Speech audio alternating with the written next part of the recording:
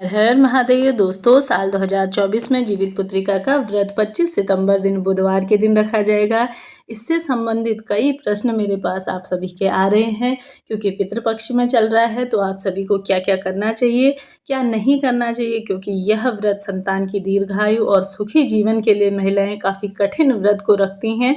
तो इसके साथ ही आप सभी को इसके नियम पता होने चाहिए कि आपको क्या करना है, क्या नहीं करना है। तभी ही आपको संपूर्ण फलों की प्राप्ति होती है। पूरे व्रत का फल तभी आपको प्राप्त होता है। तो जैसा कि 25 सितंबर के दिन यह व्रत धारण करेंगे आप, 24 सितंबर दिन मंगलवार के दिन नहाए खाए हैं, साथ ही साथ 26 सितंबर यानी कि नौमी को आप सभी को इसका पारण करना है। तो जैसा कि पितृपक्ष चल रहा है, कई महिलाएं कह रही हैं कि दीदी इस व्रत को उठा सकते हैं या नहीं उठा सकते हैं। तो ऐसी कोई दिक्कत की बात नहीं है, क्योंकि यह व्रत प्रत्येक वर्ष पितृपक्ष में ही आता है। तो आप सभी उठा सकते हैं, कोई दिक्कत की बात नहीं है। नया व्रत आप चालू करें। साथ ही साथ आप सभी जैसा कि कह रहे हैं कि पीला सिंदूर हमें लगाना चाहिए या नहीं लगाना चाहिए पितृपक्ष में, या सिंदूरा से भी हम भर सकते हैं। तो बिल्कुल आप भर सकते हैं। यह व्रत देखिए बच्चों के लिए और साथ ही साथ सुहाग के लिए यह व्रत है। तो आप सभी अपना पीला सिंदूर जो भी है उसे व्रत के दिन अवश्य से ही लगाइए। साथ ही सिंदूरा से भी आप अपना सिंदूर लगा सकते हैं। साथ ही साथ महावर इत्यादि भी आप अपने हाथ पैरों में अवश्य से ही लगाइए।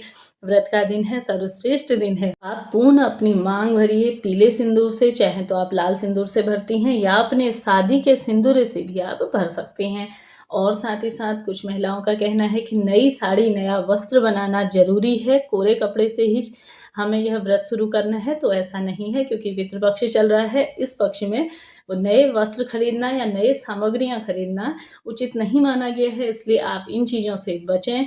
जो भी आपकी पहले की साड़ियां हैं, जैसा कि आप सभी ने पहले भी पहनी हैं, एक बार पहन के धुल गई हैं, उन साड़ियों को आप यूज़ कर सकते हैं। हाँ, हमेशा ध्यान रखिए, पूजा पाठ इत्यादि में, पीरियड इत्यादि में पहनी हुई साड़ियाँ नहीं पहननी है आप सभी को। जैसा कि साफ और शुद्ध जो आप व्रत इत्यादि में पहनते हैं, उस साड़ी को पहन सकते हैं। गंगा जल के कुछ छिड़काव कर लीजिए, धो लीजिए, इसके बाद आप सभी को यह साड़ी पहन लेनी है। कोई दिक्कत की बात नहीं है, क्योंकि देखिए पितृपक्ष में नई चीज़ें लाने से आप सभी को बचना चाहिए और इसी से आप पूजन कर सकते हैं। साथ ही साथ मासिक धर्म में यह व्रत उठा सकते हैं या नहीं उठा सकते हैं, शुरू कर सकते हैं।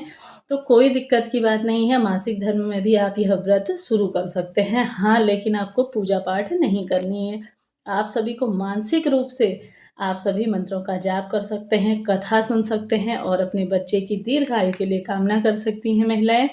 लेकिन आप सभी को कि व्रत की किसी सामग्री को छूना भी नहीं है और साथ ही पूजन इत्यादि नहीं करना है। आपको अपने घर के जो भी आपके घर में जिठानी इत्यादि हैं, या आपकी ननद हैं, या फैमिली मेम्बर जो भी हैं, उनके हाथों आप सभी व्रत पूजन करवा सकती हैं, और पूजन करवा सकती हैं। व्रत आपको खुद ही करना है। साथ ही साथ एक साइड में बैठ करके आप कथा अवश्य से ही सुन लीजिए, इससे भी आपको विशेष फलों की प्राप्ति होती है। इसके साथ ही साथ जैसा कि प्रेग्नेंट लेडी हैं, जो प्रेगनेंसी में हैं, वह लेडीज़ हैं, आप सभी जैसा कि यह व्रत करती हैं, तो कोई दिक्कत नहीं है। अपनी क्षमता, सामर्थ्य और स्वास्थ्य को देख करके आप सभी, क्योंकि यह बहुत कठिन व्रत है, 24 घंटे आपको अभी को निर्जल रहना है। तो प्रेग्नेंट लेडीज़ों के लिए क्या है, फल और जल वह ले सकती हैं। दोनों से फल और जल लेकर के वह व्रत कर सकती हैं। कोई दिक्कत की बात नहीं है, क्योंकि भगवान देखते हैं कि आप किस स्थिति में हैं। ऐसा नहीं करना है कि आपने व्रत के दिन 24 घंटे निर्जल रहना है, क्योंकि यह अपने बच्चे के लिए ही यह व्रत रखा जाता है। तो आप इन चीज़ों का विशेष ध्यान रखिए, क्योंकि साथ ही साथ जैसा कि सुबह के समय में कई जगहों पे तो यह भी कहा जाता है कि ब्रुश इत्यादि भी नहीं करना चाहिए।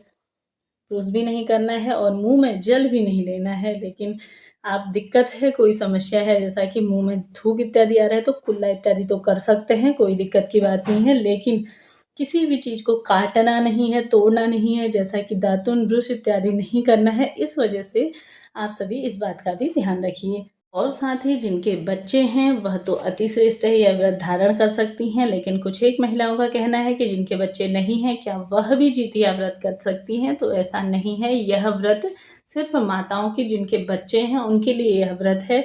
तो आप भी भगवान से कामना करिए, जब आपकी झोली भर जाए या आपके बच्चे हैं तभी ही आप इस व्रत को कर सकती हैं, उससे पहले आपको यह व्रत नहीं करना है। इसके साथ ही साथ जैसा कि मंगलवार का दिन पड़ रहा है या गुरुवार का दिन, नहाय खाए के दिन ही आप सभी को अपने बाल धो लेने हैं। बालों में से जो भी जल गिरता है, अपने फेस में जो भी पानी गिरता है, तो उसे माना जाता है कि आपको पोंछना नहीं चाहिए। यही आपकी जिनकी सांसें नहीं हैं उन तक पहुंचता है और उनका तारण करता है।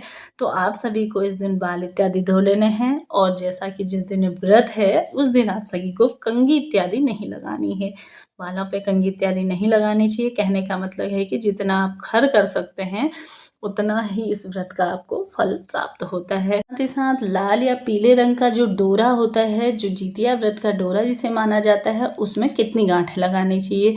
तो इसमें जितने भी आपके बच्चे हैं उतनी ही गांठें इसमें लगानी चाहिए। और साथ ही अपने पति की लंबी आयु के लिए भी एक गांठ अवश्य से ही इसमें लगाना चाहिए। इस डोरे को जैसा कि कई महिलाएं तो सोने का भी बनवाती हैं, अपनी क्षमता सामर्थ्य के अनुसार सोने के लॉकेट में भी जितिया का धागा ग्रहण करती हैं। लेकिन कुछ एक महिलाएं जो कि अपनी क्षमता सामर्थ्य के अनुसार आप सरल सामान्य तरीके से भी घर पर भी बना सकते हैं, या बना बनाया भी जितिया का धागा मिल जाता है, उसे आप लेकर के साथ जितिया व्रत का डोरी आप सभी को अगले दिन बांधनी है। जैसा कि कुछ लोग शाम को भी बांध लेते हैं, नहीं, लेकिन अगले दिन पारण के बाद ही आप सभी को जितिया व्रत का डोरी बांधनी है। साथ ही साथ आप सभी ध्यान रखें कि सूर्योदय के बाद ही आप सभी को पारण करना है। शुद्ध और सात्विक भोजन बना के जो भी दान की सामग्री है उसे भी आप सभी को निकाल लेनी है, उसके बाद ही आप सभी को अपना पारण करना है। साथ ही साथ इस डोरी को तभी आपको पहनना है। इस प्रकार से समस्त नियम और जानकारी की वीडियोस मेरी आपके लिए आते रहेंगी। और साथ ही जैसा कि पारण के दिन का शुभ मुहूर्त और पूजा का शुभ मुहूर्त, संपूर्ण नियम मैंने अपनी वीडियोस में पहले से ही डाल दिए हैं। आगे भी मेरे चैनल में प्रतिदिन आप सभी के लिए वीडियो आते रहेंगी, तो इन्हें सुनिए और अपनी पूजा पाठ को सफल बनाइए। मिलते हैं अगली वीडियो में, तब तक के लिए हर हर महादेव।